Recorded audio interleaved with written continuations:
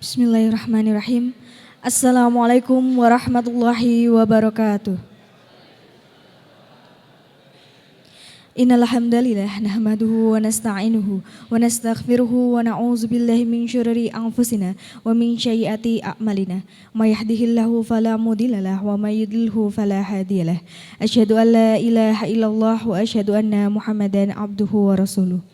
Pertama-tama dan yang paling utama, marilah kita panjatkan puji syukur kehadirat Allah Subhanahu wa Ta'ala yang telah melimpahkan rahmat serta hidayahnya kepada kita semua, sehingga kita dapat bertemu bertatap muka di tempat ini tanpa ada halangan suatu apapun.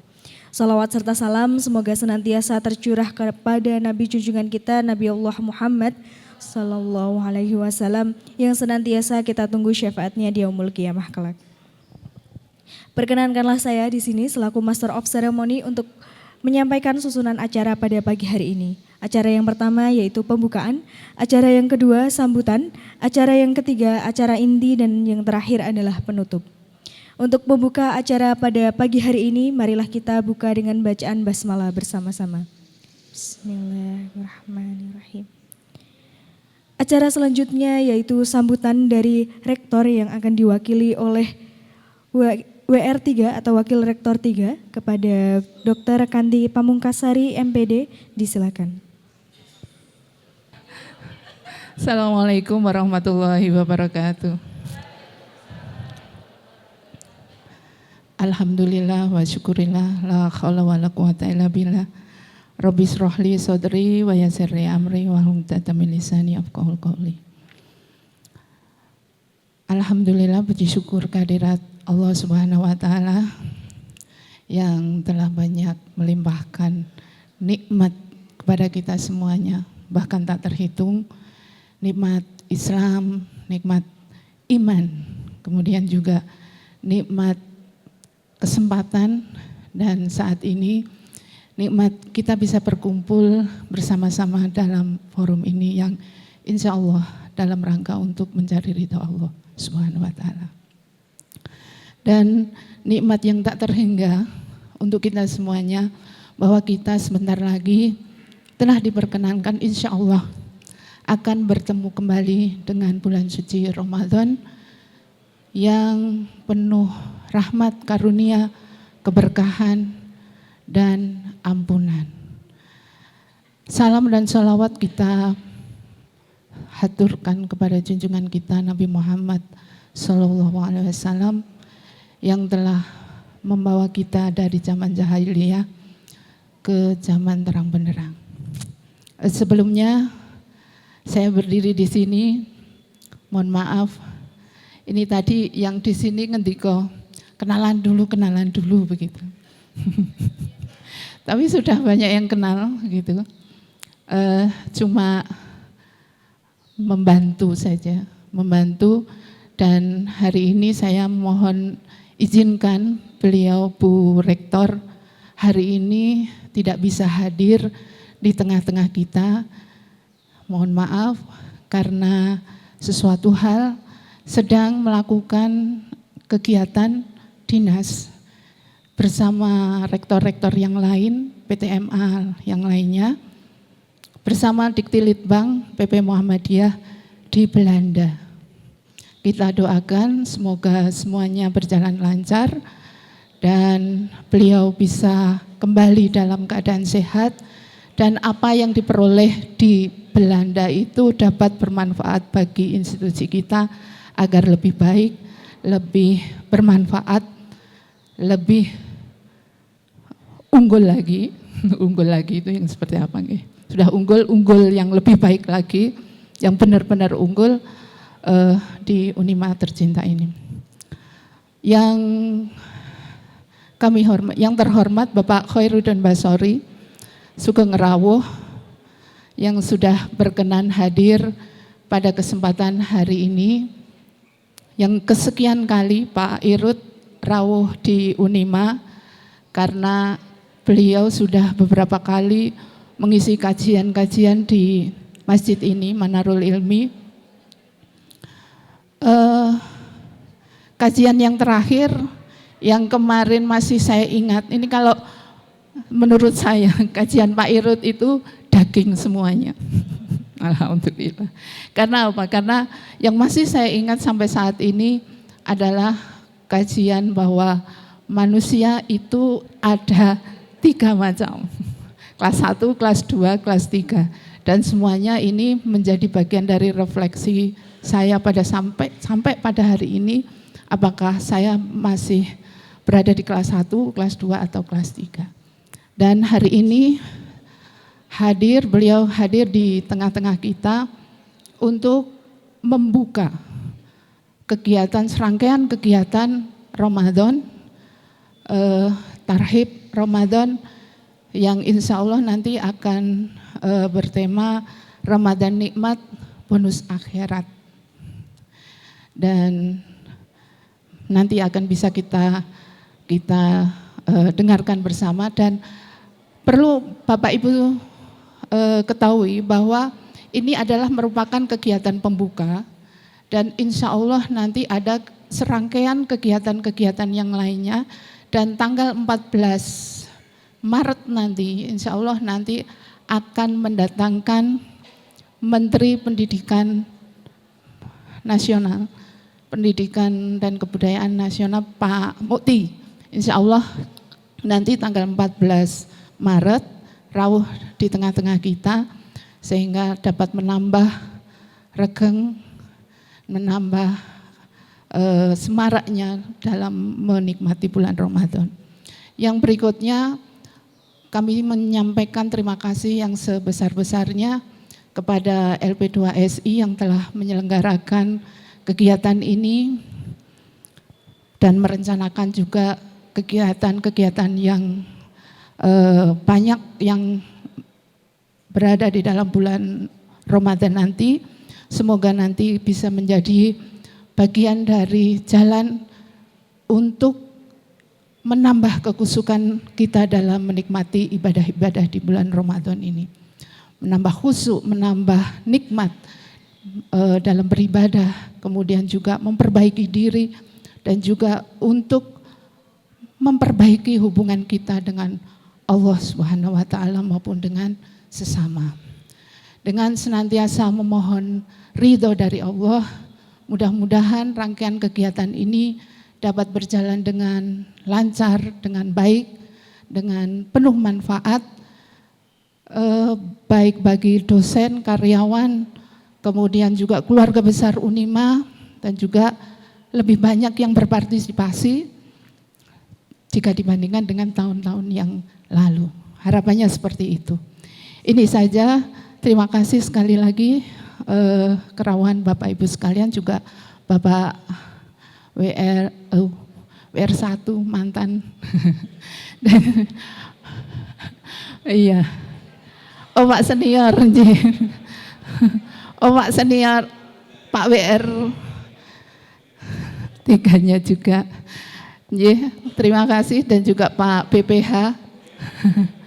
Ada Pak Eko, ada Pak Jumari, Pak Nuryanto, dan Ibu Bapak Dekan, dan juga yang lainnya. Terima kasih kerawuhannya. Ini saja yang bisa saya sampaikan. Kurang lebihnya mohon maaf. Assalamualaikum warahmatullahi wabarakatuh. Terima kasih kepada Dr. Kanti Pamungkasari, Magister Pendidikan, atas sambutan yang diberikan. Acara selanjutnya yaitu acara inti Kuliah Umum Tarhib Ramadan bersama dengan Dr. Kiai Haji Khairuddin Basori, MSI. Kepada beliau disilakan.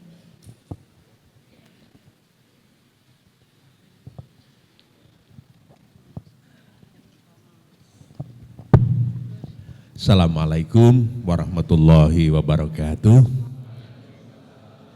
Bismillahirrahmanirrahim. Alhamdulillahi mukawwiril laili 'alan nahar tabsyaratan nidawil qulubi wal itibar alladzi aiqata min khalqihi man istafa wa zahadahum ila hadihi dar. Asyhadu an la ilaha illallah wa asyhadu anna Muhammadan abduhu wa rasuluhu. Ba'd. Bapak Ibu, para senior, senang pada kesempatan pagi yang cerah ini diberi kesempatan untuk bersilaturahmi ke Unima. Mohon maaf ini suaranya agak merdu baru pulang dari tilik Kanjeng Nabi. Saya diberi tema seperti tema Ramadan kita, Ramadan nikmat, bonus, kuota akhirat. Saya tidak tahu siapa yang bikin tema ini. Karena begini, menurut saya tema ini kebalik, Pak. Karena akhirat cuma jadi bonus. Padahal sebetulnya kuota utamanya itu ya akhirat, Pak. Bonusnya Ramadan nikmat. Nah, mungkin kalau dibalik malah cocok gitu, Bu. Kuota akhirat. Nah, kalau sudah orientasinya akhirat, itu semuanya jadi nikmat, Bu. Nanti saya mau matur. Itu yang saya ingin garis bawahi pertama. Ini soal orientasi dalam kehidupan. Karena terus terang Bapak Ibu, banyak orang itu mengalami disorientasi. Ya, disorientasi itu apa maksudnya? Apa ya, Bu? Ya pokoknya disorientasi lah. Arahnya itu enggak salah arah. Nah, kira-kira gitu ya Pak ya, salah arah. Kalau dalam Al-Quran itu kan ada yang berdoa Rabbana atina fid dunya hasanah wa fil akhirati hasanah. Kan nyuwun dunyane apik, akhirate apik. Tapi kan ada juga yang doanya tidak begitu, Pak. Rabbana atina fid dunya hasanah wa fil akhirati min kholaq. Tapi akhiratnya enggak dapat. Nah, dunia dan hayatmu itu kan dekat. Kita ini umumnya sangat fokus kepada yang dekat-dekat, Bu. Yang dalam jangka pendek. Karena kelihatan. Nah, akhirat itu namanya akhir. Itu kadang-kadang napa nggih? Terlewat. Tidak terlalu menjadi fokus utama. Buktinya apa, Bapak Ibu? Kesungguhan kita untuk mempersiapkan dunia dengan mempersiapkan akhirat itu sama sekali tidak sebanding. Mari coba kita hitung. Kita sekolah untuk sukses di dunia berapa tahun, Bu? SD 6, SMP SMA 6, 12, S1 4 yang lancar, Pak. Yang ya misalnya 4, 16 ya Pak. Belum nanti S2, S3, wah sudah. Berapa tahun untuk sukses di dunia, Pak? Wah 22 tahun, luar biasa loh Pak. Untuk sukses di dunia. Coba untuk sukses di akhirat, persiapannya apa, Bu? Bapak Ibu kalau pengajian seminggu berapa kali? Sekali, itu pun 1 jam. Kalau sekolah sudah jauh, bayarannya mahal, semuanya dilakoni. Pakai ujian, kalau tidak lulus mengulang. Kalau pengajian ada ulangan, enggak ada, Bu. Oh, pengajian itu merdeka sekali kok, Pak. Ngantuk ya boleh. Kesel sithik pamit, kan gitu dah, Bu. Coba, Pak, untuk akhirat yang abadi itu ala kadarnya kita ini, Bu. Tapi untuk dunia tenanan. Coba kalau kita sebagai orang tua pesan kepada anak-anak, nek arep dadi wong sukses. Le sekolah sing tenanan ya. Kan gitu dah, Bu. Le sinau sing tenanan. Le sekolah, le kuliah sing tenanan. Itu kira-kira dalam pikiran orang tua sukses di dunia apa di akhirat? Kayaknya dunia itu, Pak. Jadi semua yang kita pikirkan itu sebagian besar dunia. Sebagian besar. Pengen sukses, pengen karir, jadi guru besar, jadi rektor, jadi kepala daerah, jadi gitu, Pak. Nah, hati-hati, kenapa saya matur disorient? Bukan itu tidak boleh. Tapi ayatnya ini loh Pak, mari kita lihat ayatnya. Wabtaghi fima atakallahu darul akhirah. Bapak, kata Allah, yang harus kita cari itu yang pertama akhirat, Bu. Orang sering mengatakan begini, karena Rabbana atina fid dunya hasanah wa fil akhirati hasanah. Orang sering mengatakan, ya harus seimbang. Seimbang baik di dunia dan baik juga di akhirat. Tapi kalau kita lihat ayatnya Bapak Ibu, ternyata konsepnya itu tidak seimbang. Yang nomor satu itu tetap akhirat, Bu. Karena yang abadi itu akhirat. Nah, kita di dunia ini kan sementara. Ini yang paling senior siapa? Kita ini kan 70 pensiun gitu ya Pak ya.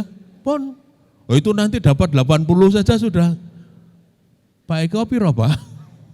Wah itu saya num. Dinom kayak Pak. Iya Pak, kita ini coba Pak. Nanti 80, 90 selesai Pak. Selesai dan semua itu kita tinggal. Yang kita bawa amal kita. Nah banyak orang karena mengalami disorientasi, kadang-kadang pilihan-pilihan sikap dalam hidupnya juga menjadi lucu. Ada teman Bu, beliau mengatakan ke saya begini, ini soal personal branding. Beliau mengatakan begini, Mas, aku kira duwe apa-apa. Satu-satunya yang saya punya itu adalah nama baik. Maka kalau ada orang yang mengganggu nama baik saya, tak belani Mas. Dia at any cost dia mau menjaga nama baik itu. Saya bilang kepada beliau, kalau begitu kita berbeda pendapat. Piye Mas, kan nama baik itu penting. Nama baik itu harus dijaga, kata dia. Dalam teori marketing kan gitu juga kan. Branding itu penting. Nanti kalau brandingnya rusak, kita ini bisa enggak laku kan kira-kira gitu. Itu logika biasa, tapi kalau logika agama enggak begitu. Saya bilang kalau saya, nama baik itu tidak penting. Lu kok iso Mas? Ya karena nanti tidak ada pertanyaan malaikat soal nama baik. Ada enggak Bu hadisnya bahwa nanti malaikat akan bertanya kepada kita apakah namamu baik? Saya bilang sama teman-teman, kalau yang ditanya oleh malaikat itu nama baik, maka yang masuk surga pertama kali itu saya Pak. Apakah namamu baik? Iya, nama saya Khair. Nama saya Khairuddin nih Pak. Eko Kerry Pak. Jawa gitu. Jawa meskipun nomor 1 Eko. Tapi yang gitu, Eko Puguh. Nah, tapi ternyata kan bukan itu Pak. Karena penak banget asal punya nama baik, masuk surga mboten. Yang ditanya oleh malaikat apa? Amal baik. Maka mestinya yang menjadi prioritas itu adalah amal baik, bukan nama baik. Mau orang bilang apa terserah. Gitu Pak. Yang penting amal kita baik, Gusti Allah mboten sare kok Bu. Apa yang menjadi niat kita, apa yang kita lakukan, sepanjang itu baik, that's all, pon. Lakukan saja. Catatan malaikat itu tidak akan pernah keliru. Kalau memang baik ya pasti akan dicatat. Meskipun orang bilang jelek, orang bilang apa, enggak ada masalah. Tidak ada masalah. Karena pada akhirnya pada saat kita kembali, kita semuanya membawa catatan. Nah catatan kebaikan itulah yang akan mengantarkan kita ke surganya Allah. Nah karena itu Bapak Ibu, mari kita kembali ke ayat ini. Surat Qasas ayat 77. Pertama, akhirat. Dan dilanjutkan ayat itu, wala tansah nasibaka minad dunya. Ojo lali, coba bayangkan Pak. Istilahnya itu mengojo lali loh Bu. Tapi yang utama apa Pak? Yang nomor 1 kan Pak, akhirat loh ya. Misalnya Pak, saya didhawuhi untuk sowan ke Unima. Tapi dipesan oleh istri, Kong nek tekan Unima ojo lali mampir ndas manyung. Misalnya atau apa meneh Kang? Beong, misalnya gitu. Nah karena saya mikirnya beong Bu, di beong gitu saya cari, dapat Bu, tapi kesininya terlambat.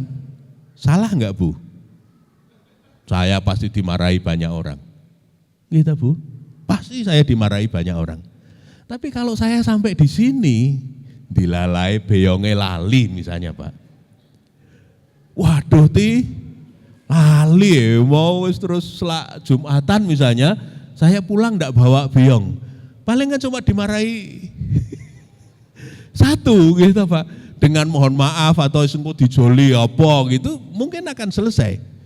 Nah ini soal prioritas maksud saya Pak. Soal prioritas, jangan sampai kita ini kemudian terjebak dengan hal-hal yang dekat, sementara hal-hal yang substansial, yang abadi, malah porsinya sangat terbatas Bu. Porsinya sangat terbatas. Coba kalau kita bikin tata kala tentang kegiatan kita sehari-hari. Satu dikelompokkan kadunyan, satu dikelompokkan persiapan akhirat. Ngoten niku kira-kira persentasenya pripun nggih? Berapa persen dunya, berapa persen akhirat, ngoten kira-kira persentasenya pripun, Pak? Ketoke jeglek pundi Bu? Ketoke jeglek sing cedhak niki, Pak. Itulah kenapa kemudian puasa ini menjadi penting. Gitu Pak. Setelah sekian muter-muter macam-macam itu tadi, ada yang sampai Belanda, ada yang sampai Magelang, ada yang sampai mana, itu gitu, wah, supaya tadi lebih unggul, supaya. Tapi dalam konteks ini, coba, apakah akhirat kita juga menjadi lebih unggul? Itu yang menjadi pertanyaan utama loh Pak sebetulnya. Karena nanti pada akhirnya kalau kita sudah masuk ke alam akhirat, kan nggak bisa balik lagi Pak, nggak ada remedi, nggak ada ujian ulang, nggak ada. Begitu sudah salah masuk, tinggal nunggu konsekuensi, kan itu. Nah, wala tansa nasibaka minad dunya. Jadi posisinya itu akhirat, cuma dunyane ojo lali, kan gitu saja Pak. Neng umpamane kelalen, saya kira ya enggak apa-apa itu Pak. Asal akhiratnya kecekel. Wala tansa nasibaka minad dunya. Yang ketiga, pesan ayat ini luar biasa, Pak. Wa ahsin kama ahsanallahu ilaik. Berbuat baiklah sebagaimana Allah berbuat baik kepadamu. Bapak Ibu, kita ini kadang-kadang sebagai keluarga Muhammadiyah diminta itibak kepada Nabi. Itu saja kadang-kadang awang-awangan loh Bu. Wah ayo beda nek Nabi kok pada ke aku, kan gitu tuh Bu. Wah ora tekan, gitu loh. Kita ini enggak pede Bu untuk mencocokkan perilaku kepada Nabi itu kadang banyak orang yang tidak percaya diri Bu.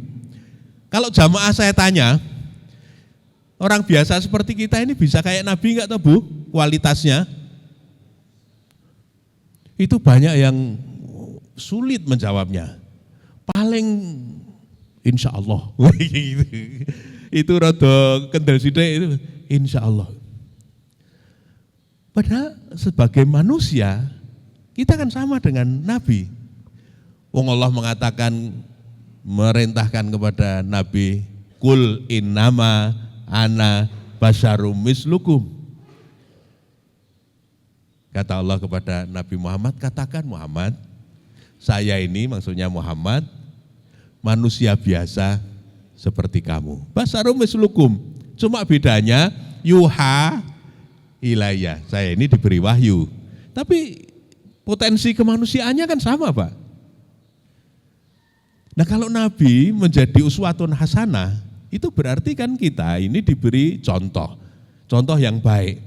Masa Allah memberi contoh yang tidak bisa ditiru? Kan enggak mungkin. Kalau Allah memberi contoh, berarti bisa kita contoh, Bu. Bisa kita tiru, karena podo-podo manusia. Nah kalau kita diminta untuk kayak malaikat mungkin ya kangelan gitu. Tapi kalau sesama manusia, wah tapi kan kalau Nabi kan menerima wahyu. Bapak Ibu, panjenengan juga menerima wahyu. Bahkan saya sering guyon sama teman-teman itu begini, kita ini lebih hebat dari para sahabat. Hebat, kenapa saya berani mengatakan kita lebih hebat dari para sahabat? Para sahabat itu menerima Quran, menerima ayat itu kredit Bu, dicicil. Lah kita ini cash Bu, cash and carry. 30 juz Pak, langsung. Bukan hebat sekali Bu. Kalau para sahabat dulu itu dapat petunjuk itu dikit-dikit nggih Pak, 1-2 ayat diturunkan, dilakoni, dipraktekkan kan gitu. Itu saja menjadi sahabat yang hebat sekali. Lah kita ini 30 juz loh Bu. Cuma masalahnya Qur'annya di mana kan gitu nggih Bu? Katanya Muhammadiyah itu berdasarkan Al-Qur'an dan Sunnah. Sering statementnya ar-ruju' ilal Qur'an wa Sunnah, kembali kepada Al-Qur'an dan Sunnah. Pertanyaannya begini, kita lebih sering buka Qur'an apa lebih sering buka WA? Jujur gitu, gitu Bu. Kalau buka WA itu antusias gitu. Lu kenapa tidak antusias waktu buka Quran? Padahal itu petunjuk untuk supaya sukses di akhirat.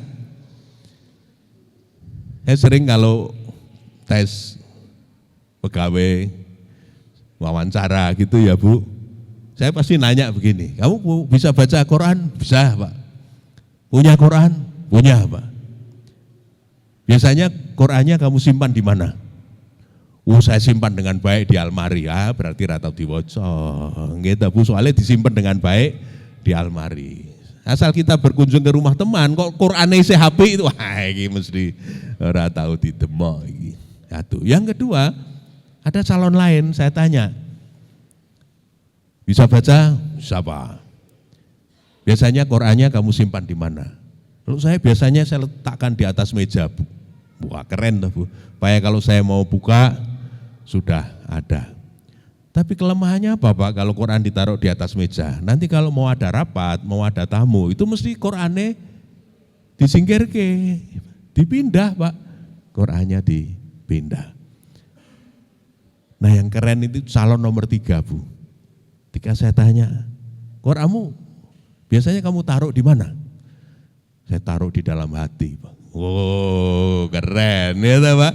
Itu yang namanya hamalatul Quran. Itu yang namanya Qurannya dibawa kemana-mana Bu. Oke. Itu yang namanya hamalatul Quran. Jadi Qurannya itu diletakkan di dalam hati. Kenapa saya pengen cerita ini Bapak Ibu? Karena kemarin itu izin saya Bu. Saya diminta ke Unima jadi guru ngaji. Waktu lagi ndarus di Masjid Nabawi. Sebelah saya ini anak muda Pak. Sebelah sini anak tua. Orang tua Pak. Pun sepuh. Saya merasa le ngaji ya wis rada banter gitu ya Bu. Karena ndarus gitu. Ya Allah Pak, sebelah saya anak muda itu dengan santai, dengan lagu yang sangat bagus. Apal Bu. Ya Allah. Sing sepuh nggih ngoten Bu.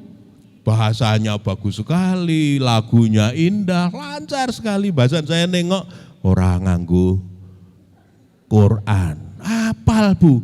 Ya Allah. Kula ngoten niku lho Bu. Saya kemudian introspeksi, ya Allah. Niki kira-kira nek tending keluarga Unima niki hafalane pirang juz Bu? Juz jambu, juz Ya Allah Pak, luar biasa teman-teman. Kita harus jujur kan Bu? Kita harus jujur.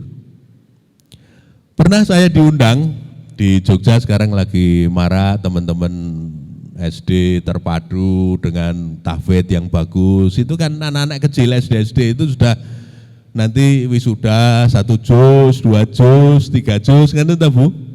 Saya diundang, saya datang. Begitu saya datang, prosesi wisuda dilaksanakan. Tetapi berbeda dengan di perguruan tinggi. Kalau di perguruan tinggi sing ngalungke samir kan pimpinan nggih. Tetapi kalau wisuda tahfidz itu sing ngalungi samir orang tuanya Pak. Apa yang terjadi Bapak Ibu? Jadi sebelum wisuda uji publik. Wah, suruh nanya apa saja, anak-anak bisa neruskan. Bukti bahwa memang mereka hafal 1, 2, 3 juz. Nah begitu orang tuanya maju bergiliran satu-satu untuk mengalungkan samir kepada anak-anaknya itu, apa yang terjadi Bu? Tangisan Cina. Wah semua menangis Bu. Karena saya lihat profil orang tuanya iki ya bangsa ora tau ngaji gitu Bu. Dari pakaiannya, dari caranya ngangge kuplo, itu kan ketok tuh Bu, ora tau nganggo kuplo, itu kan ketok. Begitu ngalong ke Pak, apa yang terjadi? Wah, dipeluk nangis sesenggukan itu. Dalam hati saya, ya Allah le, kowe kok wis apal aku durung. Kira-kira kan begitu suasana psikologisnya itu. Tapi lumayan kan Bu, mendorong anak-anak untuk bisa dekat dengan Al-Quran. Nah mari kita gunakan puasa kita ini Bu ya, untuk lebih dekat dengan Al-Quran. Saya pernah malu Bu, diundang ke Bontang.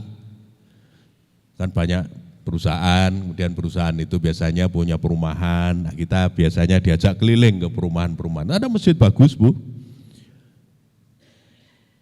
Lalu kita tarweh biasanya pas puasa, habis tarweh. Jadi waktu sholat di sebelah saya, ada Biai Sepuh yang gerakan sholatnya sudah tidak sempurna Pak. Le sujud nggih pun angel, le linggo nggih pun angel. Tapi semangatnya itu loh Bu yang luar biasa. Nah, begitu selesai, kan biasa kalau sudah selesai kan dia jagongan sama takmir, sama pengurus. Nah, beliau yang sepuh ini ikut jagongan. Lalu imamnya ngendika begini, Ustaz, saya banyak belajar dari beliau. Oh, gimana Ustaz? Beliau ini kalau ada ustadz yang datang, pasti minta doa. Minta didoakan. Simbah ini tadi minta didoakan, yang tadi sholatnya tidak sempurna tadi gerakannya. Jadi ternyata beliau ini sudah 5 kali operasi otak Bu, karena stroke. Rumahnya di depan masjid, ada jalan, nah di seberang jalan. Pak Imam ini cerita, beliau ini dulu Pak sebelum operasi, saking pengennya jamaah, itu kalau mau tindak ke masjid, berangkang. Mpun nonton sing tindak masjid berangkang? Mau watuk sithik we pamit tok. Itu Pak, dalam posisi stroke seperti itu, pengen jamaah Bu, direwangi berangkang sampai dengkulnya terluka Pak. Lo operasi, ya yang kedua yang kata imam ini sangat luar biasa, saya pulang itu malu Bu. Beliau minta didoakan apa? Supaya sebelum meninggal sudah hafal Al-Quran. Ini pun pensiunan Bu, pensiunan Pupuk Kaltim, pensiunan PKT. Minta didoakan, sampun sepuh, bah pensiun, baru mulai menghafal.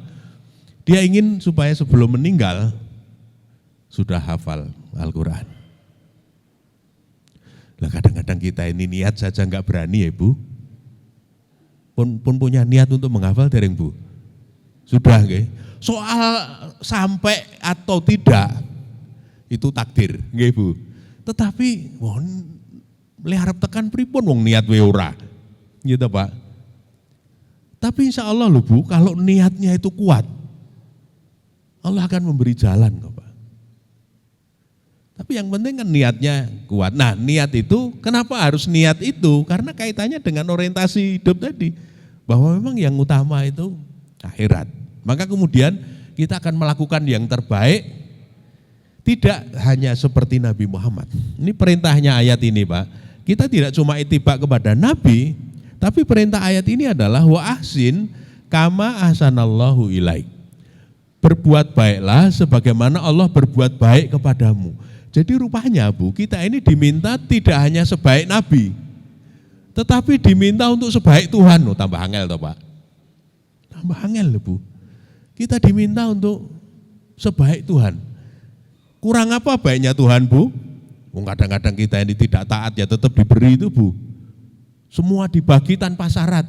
Nah kalau kebaikan kita sudah bisa tanpa syarat seperti Tuhan, keren Bu. Tapi kadang kita ini kalau mau berbuat baik kan syaratnya banyak tuh Bu. Oh, ora tahu ngerti, mosok awake dhewe sing kon ngerti. Kenapa harus timbal balik begitu? Tugas kita itu hanya berbuat baik, Pak. Bahwa kemudian yang kita baiki itu tidak ngerti sama kita, yaitu urusan dia sama yang Maha Kuasa. Tetapi keharusan untuk berbuat baik itu ya seperti Tuhan berbuat baik kepada kita. Oh, banyak orang yang tidak taat ya tetap dikasih tuh Bu, oksigennya terus, alamnya terus, semua rezekinya terus, semua dikasih. Nah mudah-mudahan puasa nanti bisa menjadi sarana untuk berefleksi, untuk memperbaiki kehidupan kita ke depan. Dan tidak melakukan kerusakan. Orang baik niku mboten seneng ngisruh, Pak. Jadi kalau orang itu baik, itu pasti memberi manfaat. Tapi kalau kehadirannya itu membuat orang lain tidak nyaman, kehadirannya itu membuat orang lain terganggu, itu ini wala tabghil fasada fil ard. Kadang dalam konteks organisasi kan gitu nggih Bu. Kita sudah baik-baik gitu, kemudian ada yang satu ada, waduh kok malah teko, bubrah iki. Ada yang gitu toh Pak. Nah ini berarti bagian dari masalah, ini bukan menjadi bagian dari solusi. Tapi kalau kita datang, kok kemudian orang, alhamdulillah beliau rawuh, ayem, karena masalahnya kan selesai. Nah kalau itu keren Bu. Tapi kalau biasanya ada loh Bu di beberapa tempat itu, kalau mau dimutasi, sinten, wah ampun dikake nggen kula nggih. Lho kok ampun dikake nggen kula niku pripun? Nah karena ini kalau ini hadir, mungkin tidak memperkuat tim, malah ngisro. Wah ini kalau begini ini harus sering-sering baca ayat ini. Ya Pak ya, supaya kita ini tidak berbuat kerusakan, tapi justru terus membangun, memperbaiki. Innallaha la yuhibbul mufsidin. Karena Allah tidak suka dengan orang-orang yang suka ngisruh, itu orang-orang yang suka sorang wangi malah ngurusui. Orang rewangi meneng wae gitu kan malah serah apa nggih Pak. Iku seorang rewangi ngurusui, wah itu repot sekali. Nah, mari kita lihat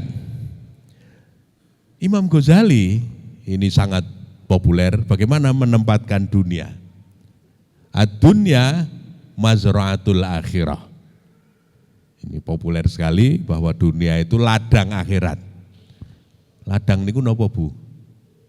Sawah, kebun. Tempat kita bercocok tanam, tapi ngunduhe akhirat nggih Bu. Pada akhirnya amal soleh itu nanti ganjarannya akan kita dapat. Maka setiap yang diciptakan Allah di dunia, kata Imam Ghazali, bisa untuk dijadikan bekal menuju akhirat. Maksud saya begini, mari puasa ini kita reorientasi. Mari Pak, Ibu. Saniki sing misale wone donyane kenceng banget. Mboten perlu didunke. Ning sing ditambahi kenceng akhirate nggih Bu, sing dijadikan nomor satu, semua itu orientasinya untuk akhirat. Misalnya pernah ada orang tua masih bisnis. Ada orang yang tidak paham, itu komentarnya begini, Mbah, nggih napa to Mbah? Anak-anaknya sudah sukses semua, beliau juga sudah turah-turah, tapi bekerja kerasnya itu tidak surut meskipun sudah sepuh. Napa jawab Ibu?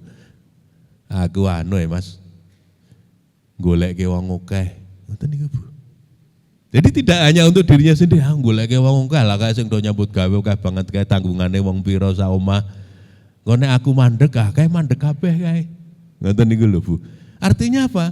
Dia niatkan bisnisnya itu lillah untuk membantu orang, untuk beramal soleh, supaya bisa sedekah lebih banyak gitu.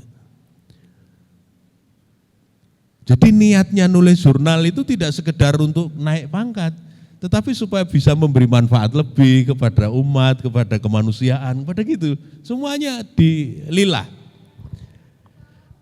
Jadi semua aktivitas yang kita lakukan ini namanya reorientasi. Jadi niatnya kita tata ulang. Nah, mudah-mudahan puasa ini menjadi momentum yang sangat baik. Karena biasanya begini Pak, teorinya itu orang itu kalau lapar, itu pikirannya lebih reflektif Pak. Nggih Pak.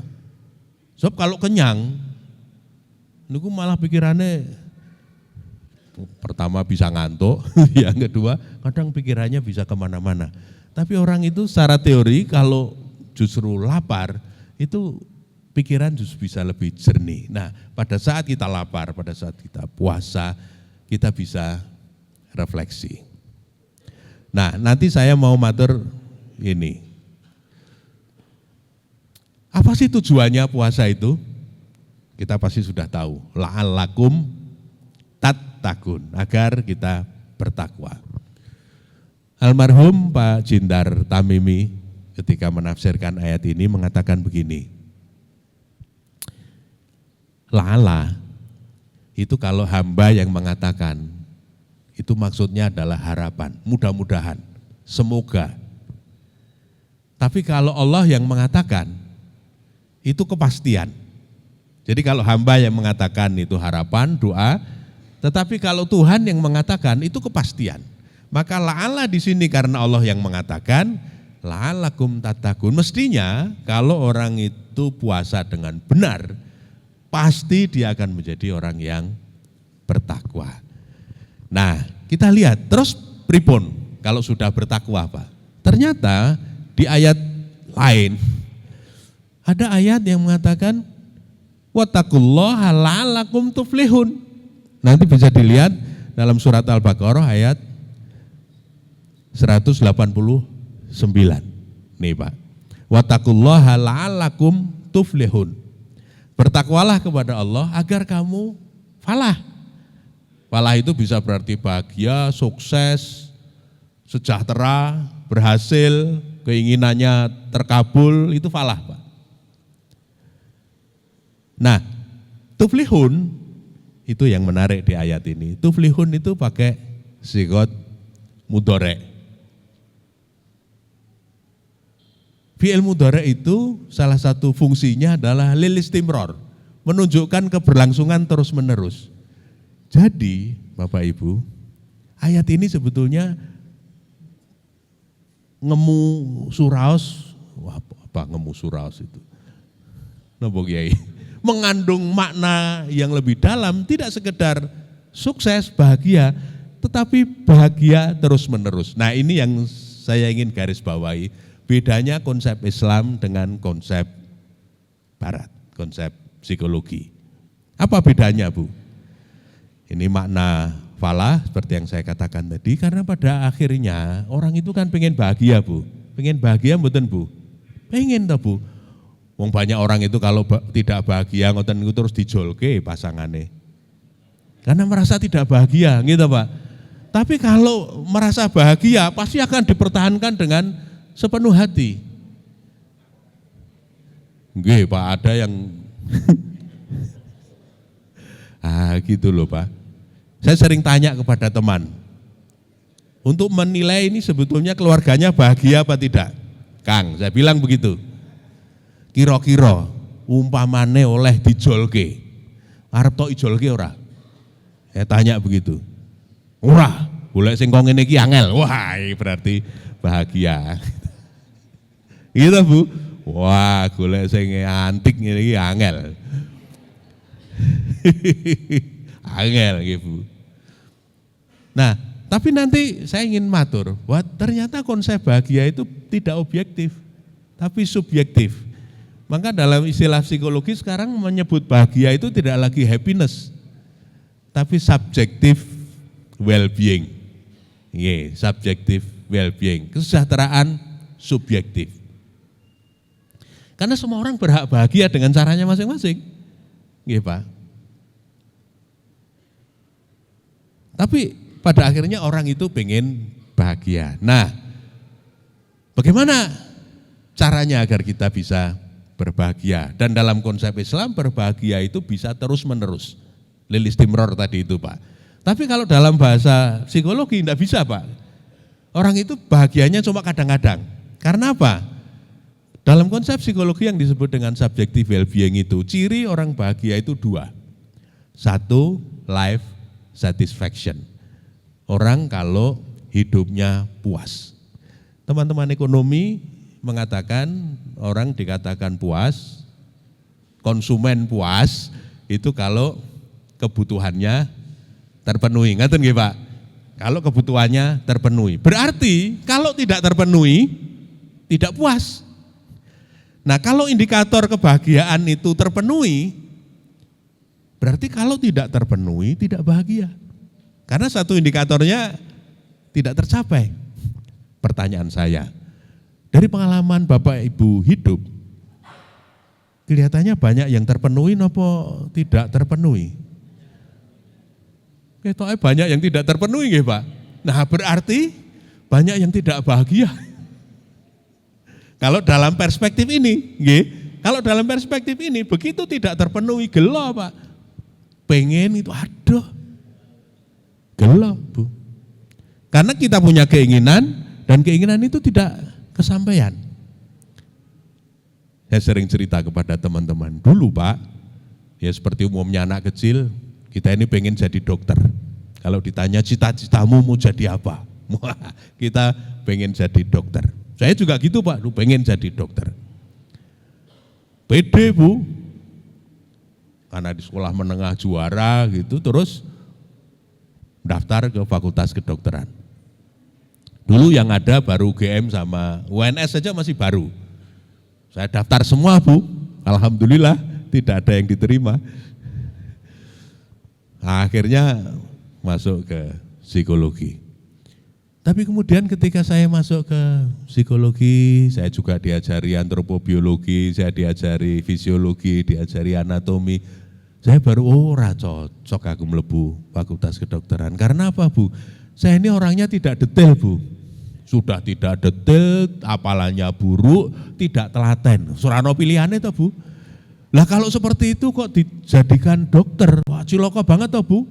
Mestinya dikasih asam folat, malah dikasih asam sulfat. Wah iso mati gitu. Wah ibu hamil malah dikasih asam sulfat, ayo wassalam. Misalnya gitu.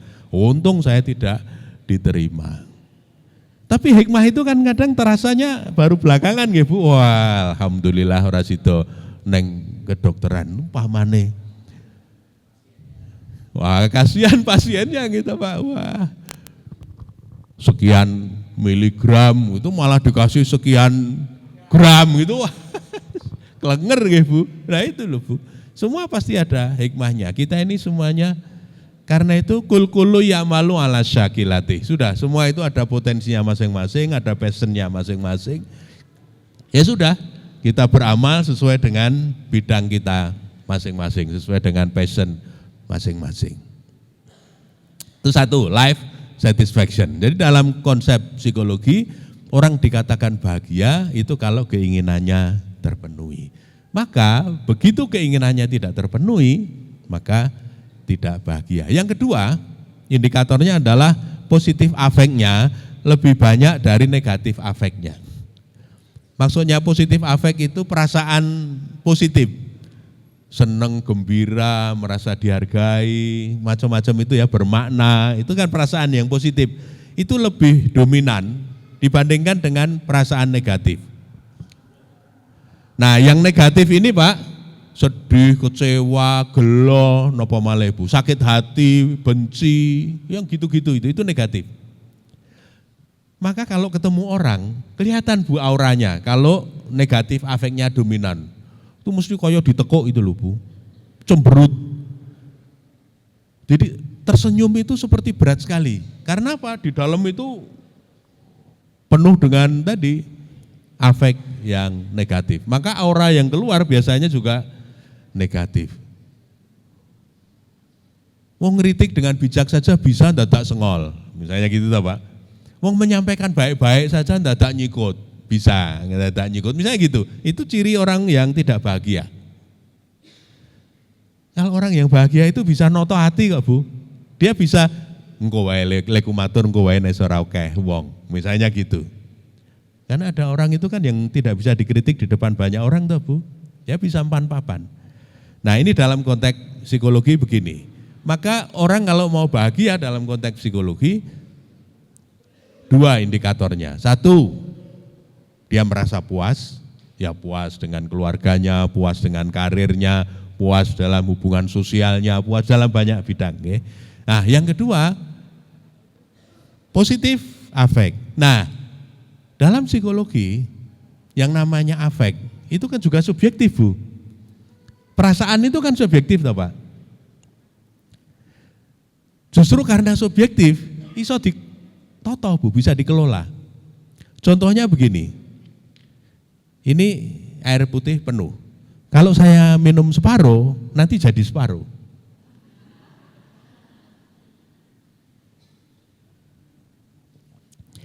Kalau saya diberi air putih separuh, tergantung saya menginterpretasi fakta ini. Kalau saya negatif Pak, cara pandang saya akan mengatakan ini sebagai separuh kosong. Tapi kalau saya positif, saya akan mengatakan ini sebagai separuh isi. Kan terserah saya tuh Bu. Wong saya yang mempersepsi. Kira-kira yang mempengaruhi perasaan kita, itu fakta yang objektif apa yang subjektif?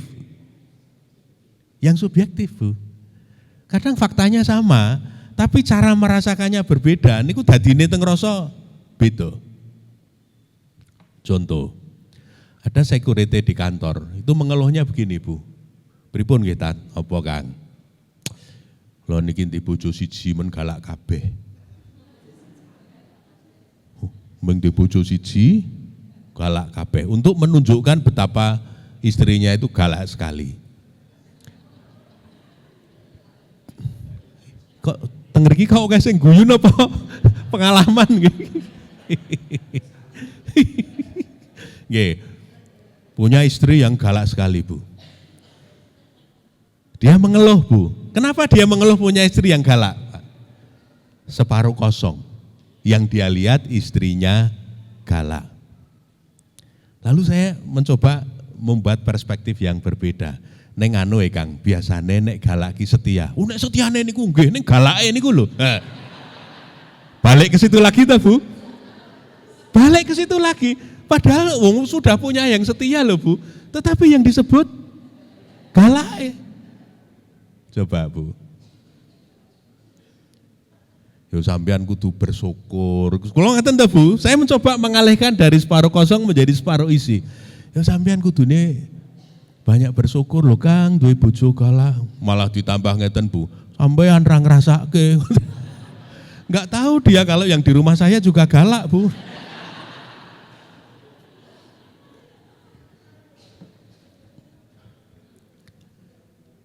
Ini cara pandang, perspektif. Maka ketika orang itu pakai kacamata hitam, maka semuanya akan nampak hitam Pak. Kebijakan apapun mesti salah Bu. Karena kacamatanya hitam.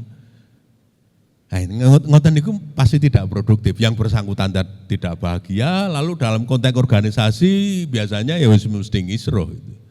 Tapi coba kalau kita happy Bu, napa sing iso kula wangi, kan mesti gitu Bu.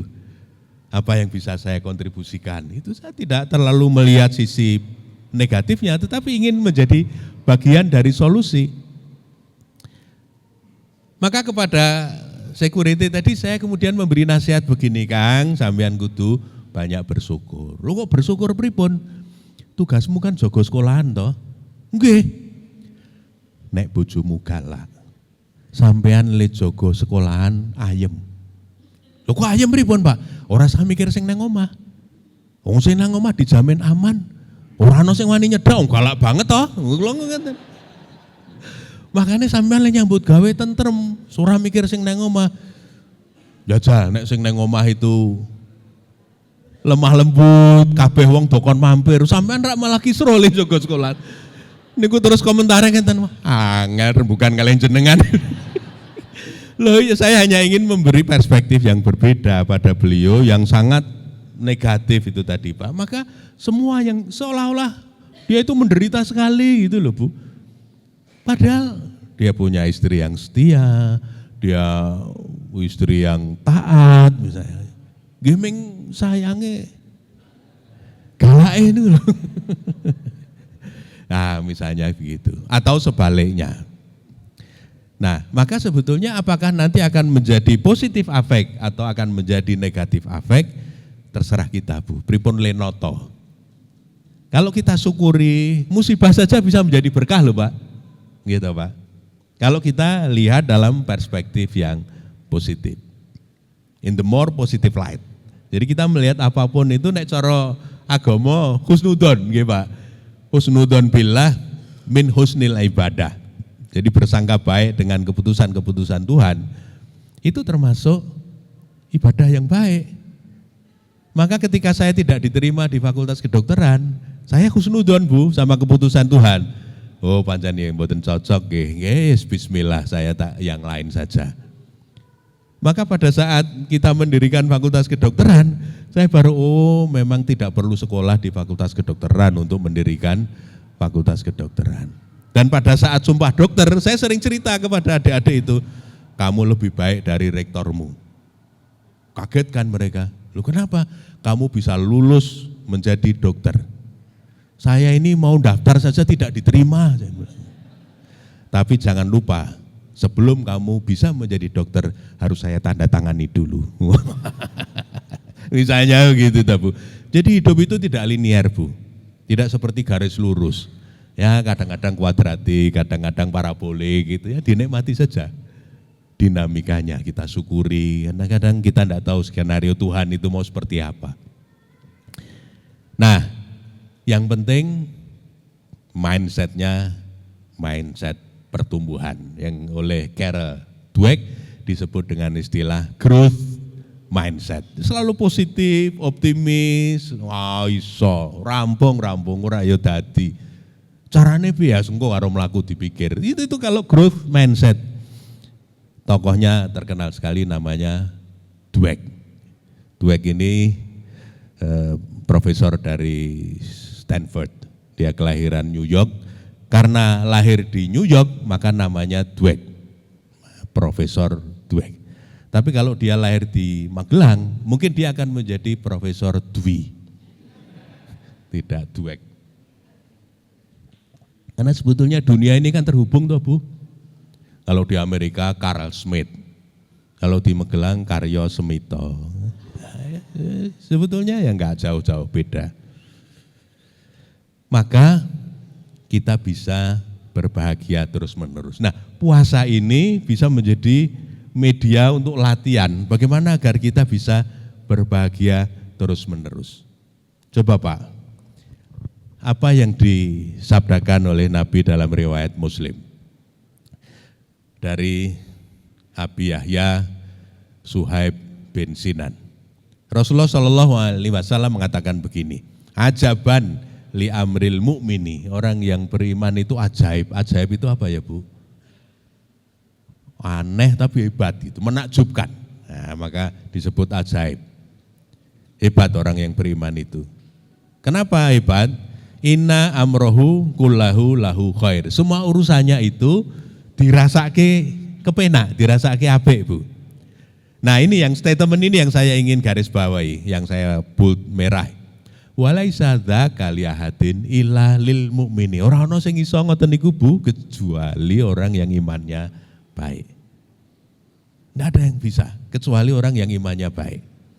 In asobathu sarra syakara. Kalau dia mendapatkan nikmat, dia bersyukur. Dan itu baik bagi dia, fakana khairallah. Wa in asobathu dharra sabara, fakana khairallah. Tapi kalau dia dapat musibah, dapat kesulitan, dia juga bersabar dan itu baik bagi dia. Loh, berarti kan apik kabeh toh, Pak? Dapat nikmat, dia bersyukur, dapat kesulitan, dia bersabar. Enak banget gitu, Pak. Dan dua-duanya baik. Maka yang bisa begini, ini adalah orang yang imannya baik. Kalau yang imannya tidak baik, Pak, kadang-kadang orang itu gagal justru pada saat diuji dengan kenikmatan. Di Jogja, sekarang ada warung sate yang laris sekali. Apalagi kalau liburan, Pak. Wah, di selatan rumah saya, Bu, itu bisnya berjajar, warung sate itu. Sehari bisa 20 sampai 30 kambing, Bu. Habis. Laris sekali. Suatu ketika saya diajak makan di situ, nah kebetulan ada tetangganya, teman saya ikut makan di situ. Dia kasih informasi. Memang anu Mas, usahanya luar biasa, berkembang sangat pesat. Bahasan saya ini berkembang pesat, terus bojone telu. Wah, gitu Bu. Dulu waktu belum laris, rawani Bu. Nah, begitu dia berkembang pesat, ini wow, perkembangannya. Tidak lulus Pak. Lanjut bojone telu saiki Mas. Wah, luar biasa nggih. Nah, maka kita harus siap untuk menghadapi dua-duanya. Baik diberi nikmat, kan banyak orang yang OTT tertangkap tangan, itu kan ketika dapat nikmat Bu. Sebelum jadi pejabat aman Pak, tapi justru setelah menjadi pejabat bermasalah, misalnya begitu. Padahal merintisnya udah sedemikian rupa, sampai di atas mak plekeni. Napa bahasa Indonesia mak plekeni? Tiba-tiba OTT ngoten nggih Bu. Wah, luar biasa. Maka kalau dalam Islam ada segitiga kebahagiaan. 3 kata kuncinya adalah ikhlas, syukur, dan sabar. Nah, puasa saya kira menjadi media yang sangat bagus Bapak Ibu untuk kita mengasah 3 modalitas spiritual itu Pak. Melatih keikhlasan. Kan nonton saya ngerti kita poso apa ora nggih Bu, kecuali kita sama Allah Subhanahu wa taala. Latihan syukur, latihan sabar. Sebanyak orang itu sudah ngaji sabar, ngaji syukur, ngaji ikhlas. Ora dadi-dadi nggih Bu. Kadang sampai sepuh aja masih belum bisa sabar. Saya pernah ndereke haji jamaah PhD lulusan Amerika. Dosen UGM Bu. Sekalian, berangkat itu sekalian. Dua-duanya masih sehat, tapi kan pasti kalau jalan dari Mina misalnya kita mau lempar jumroh atau mau kemana, itu kan Bapak mesti lebih laju Pak. Nah ibu-ibu alon-alon, apa yang terjadi Pak? Bapak ini ngoso Pak. Berkata kasar kepada istri, ayo, wus. Saya bilang ya Allah, ini PhD lulusan Amerika, ming sabar we ora iso Bu. Pripun niku Bu? Gitu, sabar we ora iso lho. Pripun Bu? Saya pernah di Jakarta mau ke Halim, kan macet Pak mau ke Halim itu. Tiba-tiba ada mobil di depan saya berhenti Bu. Saya karena di depan, nih Grab, sopirnya, saya lihat, loh kok mengeluarkan pistol Pak. Terus dikongkang Pak, klek-klek. Wah saya kan di depan kan, ya Allah, marah-marah Pak. Wah, ini Bu, sopir kita ini, diunak-unak Bu. Wah pokoknya gembira loka keluar semua, sikil papat, sikil...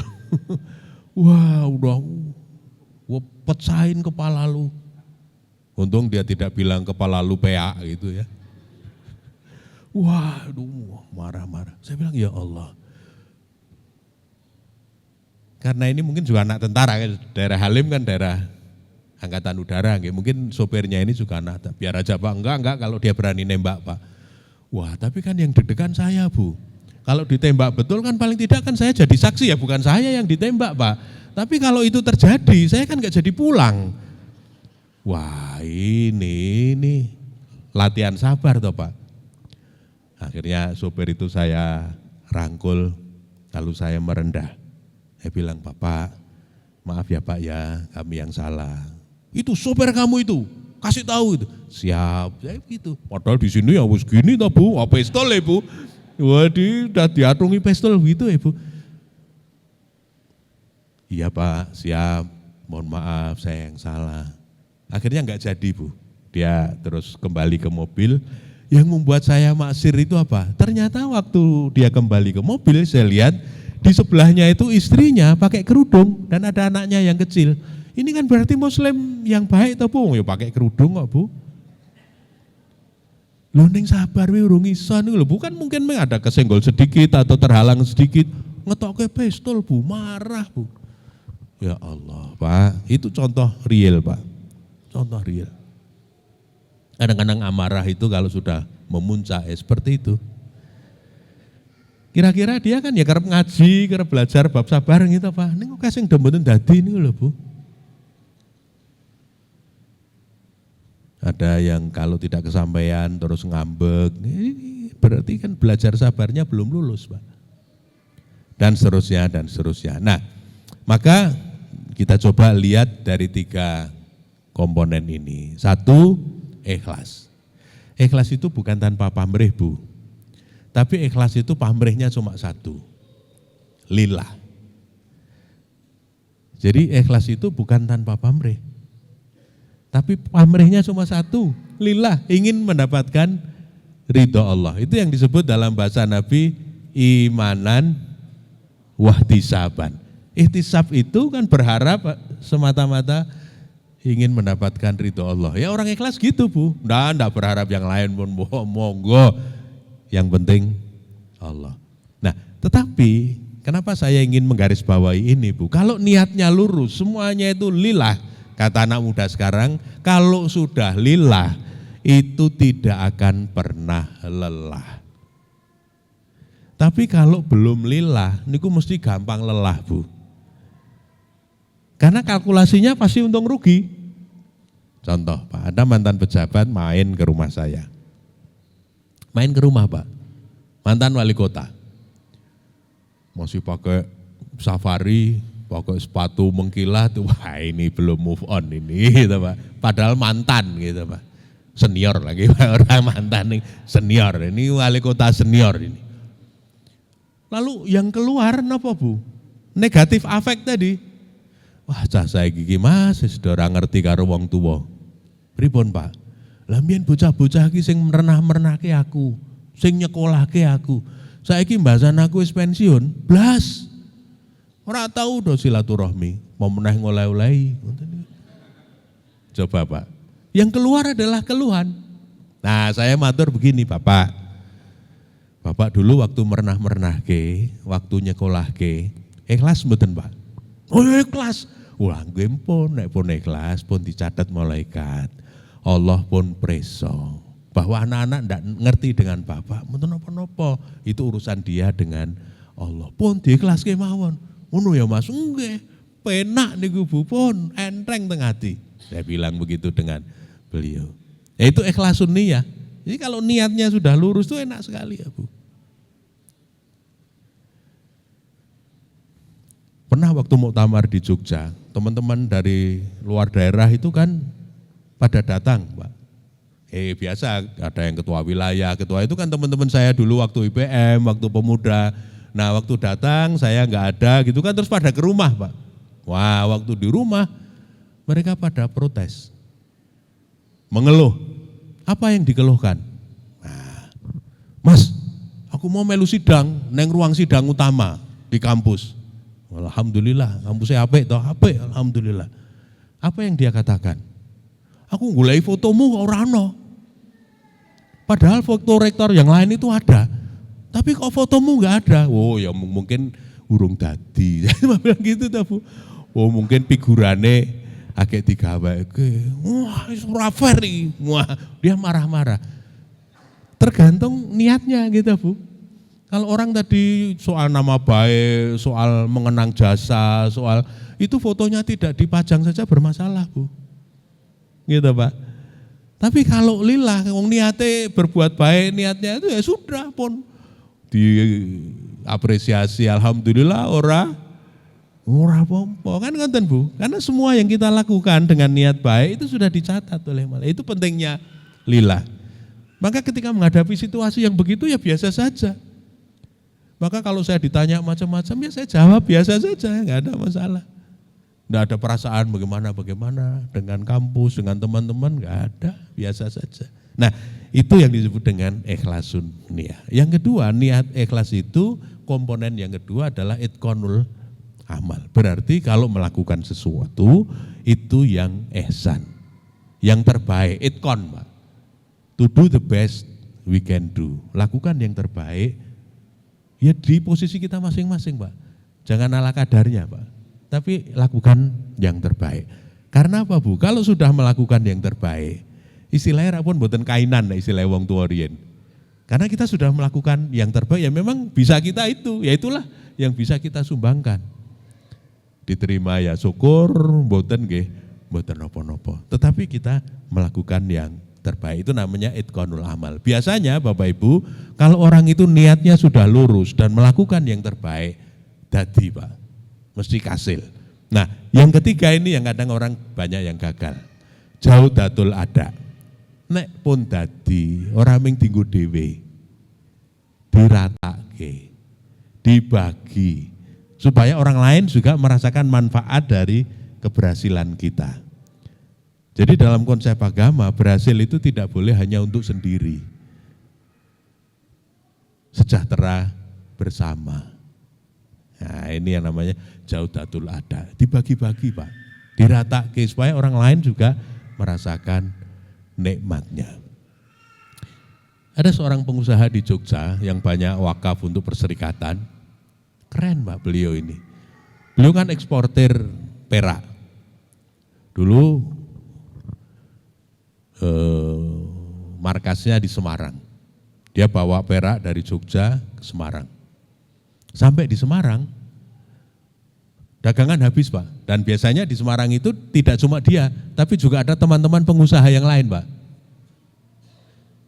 Kalau pebisnis biasa, ketika dagangannya habis dan punya teman-temannya masih banyak, apa yang dilakukan Pak? Ini piro skonggonmu piro. Kan ngoten ta Pak? Dan kemudian dia setorkan ke buyer dia, dapat tambahan keuntungan. Tapi tokoh kita tidak begitu. Apa yang beliau lakukan? Dia panggil teman-temannya, kayak bakul kuwi isih butuh. Oke. Ono, rebukan dewe. Karena dagangan dia sudah habis. Dia merasa cukup, Pak. Dia merasa cukup dengan apa yang dihasilkan dan kemudian memberi kesempatan orang lain juga untuk sukses. Ini jaudatul ada. Tidak hanya sukses sendiri, tapi juga membantu teman-teman yang lain. Nah, lalu tradisi untuk syukur nikmat ini juga penting, Bu. Baik kalau kita dapat nikmat, pertama apa yang harus kita lakukan? Tahadus bin nikmah, menyebut nikmat yang sudah kita terima itu apa. Yang kedua, tasyakur bin nikmah, baru kita syukuri betul. Kita manfaatkan dengan optimal. Yang ketiga, baru hifdun nikmah. Hifdun nikmah itu nikmat itu harus dijaga, Pak. Banyak orang itu yang tidak bisa menjaga nikmat. Misalnya begini, Bapak Ibu cek lab, sehat. Habis sehat, utuh gitu terus mampir jajan rodo kendel. Oh saya utuh. Ya utuh waktu dicek, tapi begitu nanti makannya nggak terkontrol ya jadi nggak sehat lagi toh Pak. Nah itu namanya tidak hifdun nikmah. Panjenengan sudah diberi pekerjaan yang baik di sini. Kadang-kadang ada yang tidak bisa menjaga amanah itu dengan baik. Menyia-nyiakan, akhirnya bermasalah. Nanti malah jadi repot. Itu yang namanya hifdun nikmah. Dan yang terakhir adalah orang yang bersyukur itu muaranya adalah ta'atul mun'im. Dia semakin taat kepada yang memberi nikmat. Jadi Bapak Ibu, kalau Bapak Ibu merasa terus berkembang, terus sukses, harus diikuti dengan ta'atul mun'im. Kita harus semakin taat kepada yang memberi nikmat. Nah tetapi hidup itu tidak selalu di atas, kadang di samping, kadang di bawah, kadang kita mengalami kesulitan. Nah maka ada yang ketiga yang namanya sabar. Kata Imam Ghazali, sabar itu ada tiga, yaitu sabar fi ta'ati, kemudian sabar fi maharimih, kemudian sabar fi musibati. Pertama adalah sabar pada saat taat. Pak, untuk taat itu juga perlu sabar Bu. Bapak Ibu harus qiyamul lail, nanti tarweh. Ya lucu kita ini Bu, nek tarweh iso kok nek bar tarweh ora iso. Nek tarweh 11, nek bar tarweh pinten Pak? Kadang 3 saja nganggo diskon, siji wae ya Bu. Qiyamul lail itu loh Bu, capek gitu kan kadang-kadang banyak diskonnya.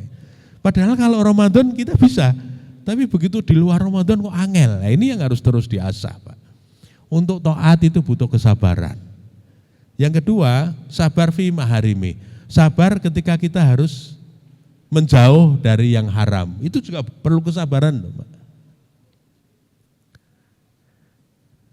Saya pernah diundang di luar kota, di Sumatera. Mereka tidak tahu kalau saya guru ngaji. Nah, kesalahan saya adalah bercanda Bu. Saya ini kan suka guyon.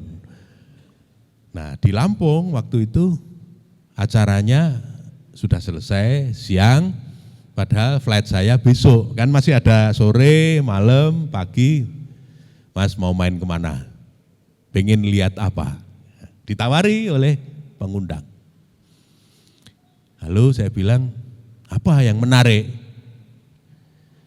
Di Lampung kan macam-macam Pak, salah satunya Wai Kambas, gajah, Ibu mau lihat gajah. Mau lihat gajah, wah menarik. Nah saya itu kok yang dadak guyon Bu. Saya bilang begini, gajahnya cantik-cantik enggak? Ya guyon begitu Bu, gajahnya cantik-cantik enggak? Ya mereka ketawa, saya kira ya sudah selesai masalahnya sampai di situ, namanya juga bercanda Pak.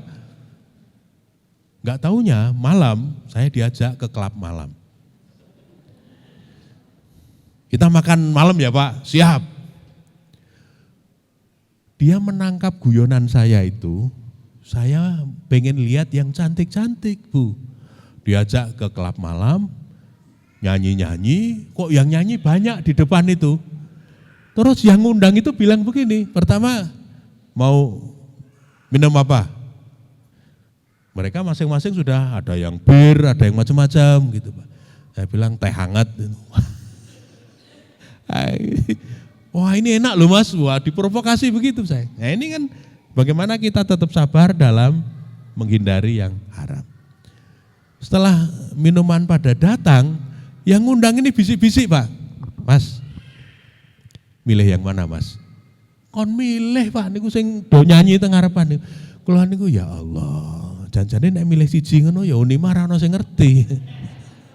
Lah tapi kan malaikat selalu melihat, Allah melihat kita Bu.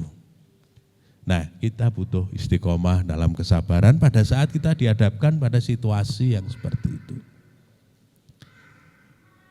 Nanti belum kalau Bapak Ibu jadi pejabat ada rekanan datang. Nah, rekanan itu ya kadang-kadang memprovokasi loh Bu. Pak ini nanti 20% untuk pengambil kebijakan. Bahasanya itu apik loh Bu. Nanti 20% untuk pengambil kebijakan.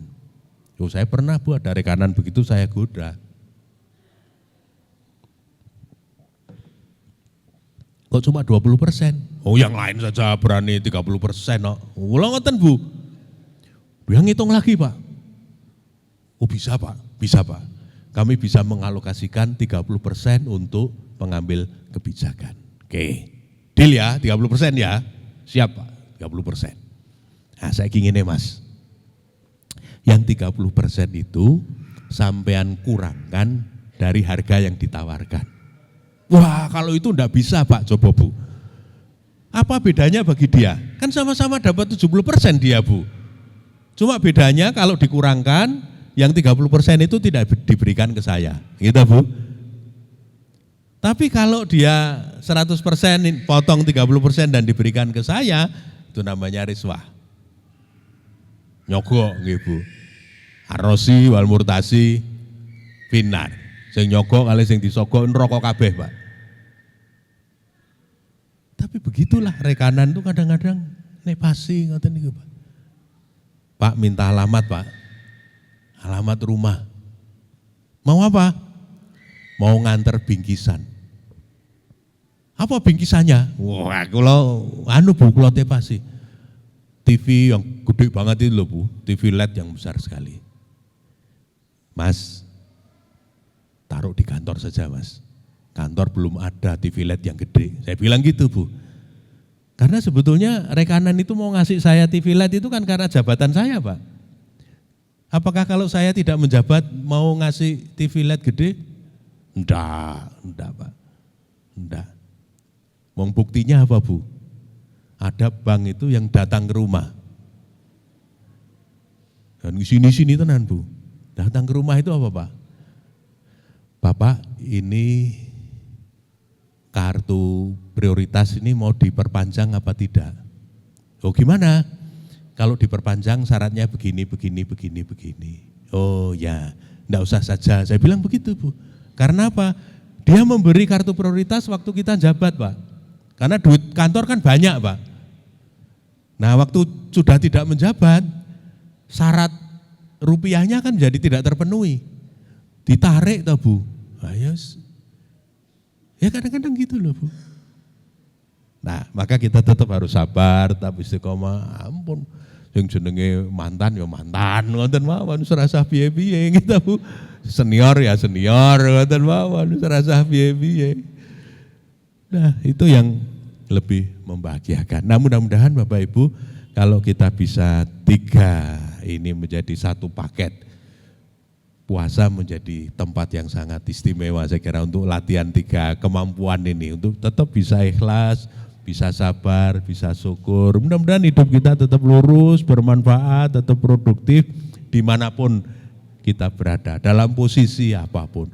Mau orang lain bilang apa, mau orang lain memperlakukan kita seperti apa, yang penting kita terus berbuat baik saja Bu, karena tugas kita itu untuk terus berbuat baik. Nah, oleh karena itu saya pernah bikin status dan banyak yang nge-like ketika saya bilang kebahagiaan akan selalu hadir jika suka dan duka dinilai sama. Jadi suka yo gelem, duka yo gelem, ngoten lho Pak. Dan kasih skor yang sama. Itu yang membuat kita jadi menikmati segala sesuatunya itu nyaman.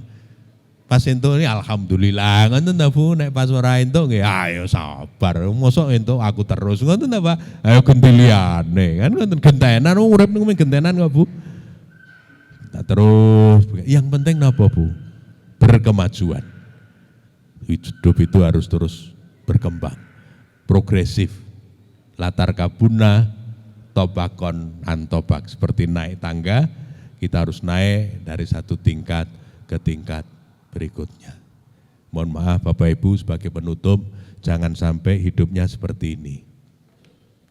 HP delete pas poso, mengke bar poso medun malih. Mangke anggere arep poso apik malih. Angke bar poso bali asal. Jadi hidup ini tidak pernah progresif.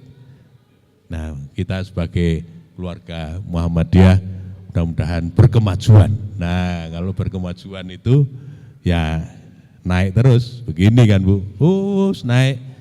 Mudah-mudahan pada akhirnya pada saat kita harus menghadap kehadirat Allah Subhanahu wa Ta'ala, mendapatkan posisi yang terbaik, itulah yang disebut dengan husnul khotimah. Bapak Ibu, mari kita akhiri dengan memanjatkan doa kehadirat Allah Subhanahu wa Ta'ala. Bismillahirrahmanirrahim. Alhamdulillahirabbil alamin. Shalatu wassalamu ala asyrofil anbiya'i wal mursalin Muhammad wa ala alihi wa ashabihi ajmain. Rabbana dzalamna anfusana wa illam taghfir lana wa tarhamna lanakunanna minal khosirin. Allahumma alif baina qulubil mu'minin wa aslih dzata bainihim wansurhum ala aduwika wa aduwihim. Rabbana atina min ladunka rahmah wa hayyi lana min amrina rasyada. Rabbana hab lana min azwajina wa dzurriyyatina qurrata a'yun waj'alna lil muttaqina imama. Allahumma inni as'alukal huda wat-tuqa wal afafa wal ghina. Allahumma inni as'aluka ilman nafi'an wa rizqan wasi'an wa shifaa'an min kulli da'. Rabbana atina fid dunya hasanah wa fil akhirati hasanah wa qina adzabannar. Subhana rabbika rabbil izzati amma yasifun wa salamun alal mursalin walhamdulillahi rabbil alamin. Kirang langkungipun nyuwun pamunten, nasrun minallah fatkun qarib. Assalamualaikum warahmatullahi wabarakatuh.